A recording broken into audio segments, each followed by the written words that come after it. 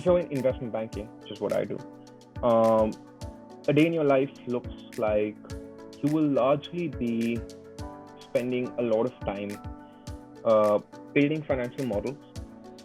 And this holds true for most things, for most parts of finance. Financial models will be your friend, and you've got to, I'd say, it's one of those skills that you can pick up early, financial modeling, because it's always good to be able to model. No matter what part of finance you want to be in, you're going to have to model things. So financial modeling is definitely something you should pick up early and often. You'll be spending a lot of time modeling stuff. You'll be spending a lot of time preparing pitch decks. Pitch deck is essentially a fancy word for a presentation, right?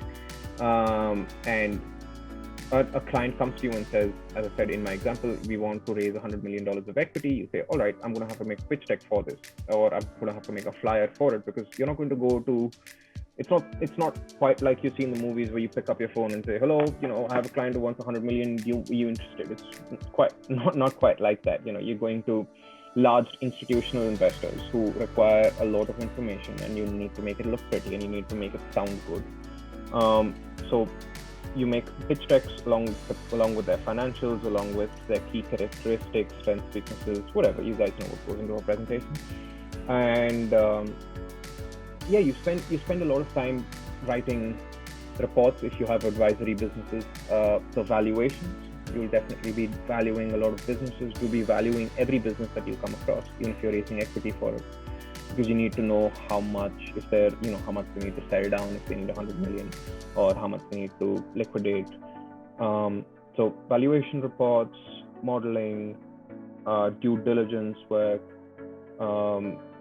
preparing pitch decks, and obviously there's the client interactions, which is the fun part of the job. The fun part of the job is actually dealing with clients, and the not so fun part of the job is trying to tell a client that they deserve a lot less money than you thought they did. And it's all part of the job. At the end of the day, you will be dealing with companies, right? And at the end of the day, one of the things that all of them will have in common is that they will all have the common work of looking at financial statements, modeling financials in most cases, is preparing pitch decks, is analyzing whether this company has, is undervalued, overvalued, properly valued, by using several methodologies. I won't go into this, the DCF and EBITDA multiples, and lots of different ways you could do it.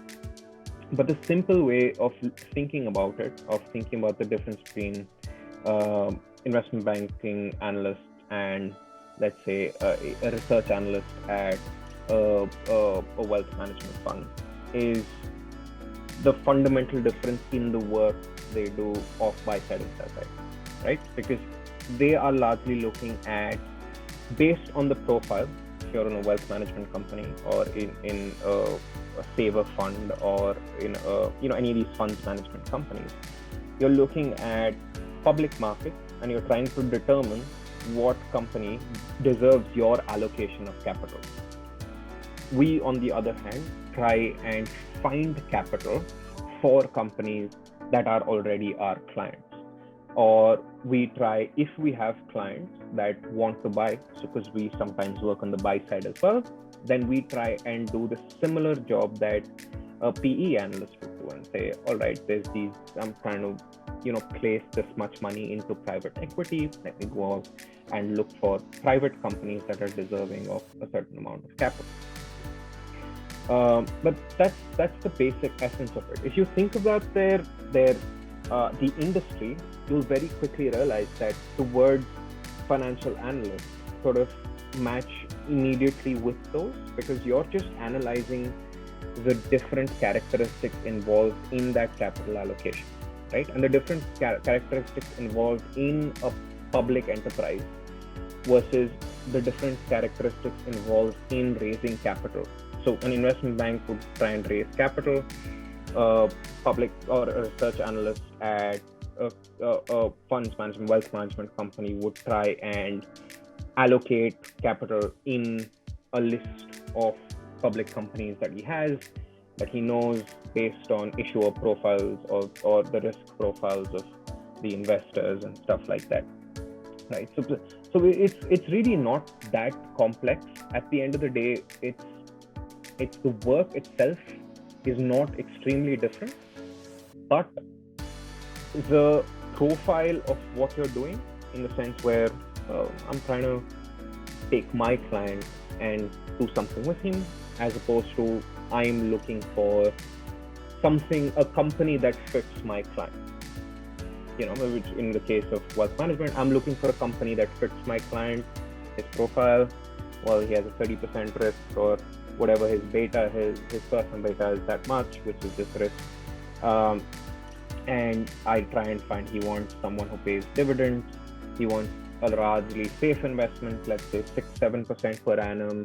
So we're going to create a portfolio with, they largely deal in portfolio mixes with asset classes. So we say, all right, we're going to put 30-40% of his money in equities, in US equities, 10% of his money in cash at the bank earning interest, 20% of his money in treasury stocks, which is zero interest, securities, and whatever's left, we're going to put it in, X, Bitcoin, whatever you want to do, right?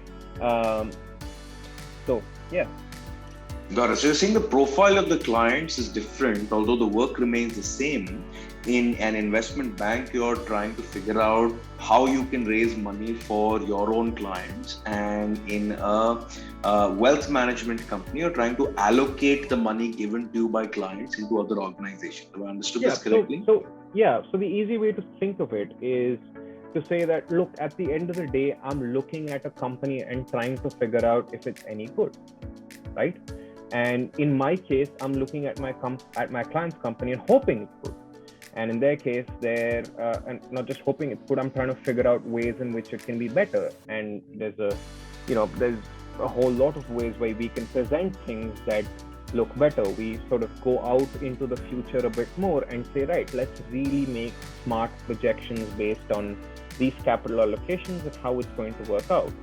Wherein they would largely do the same thing, and they would say, all right, based on the projections that they make, they're going to try and say, all right, if we put our client's money into this, how much is it going to be worth? Is it going to be fitting the profile of my client? Is it going to be giving the returns that we need, the dividends that we need? If you need dividends, is it match the risk profile, and so on and so forth.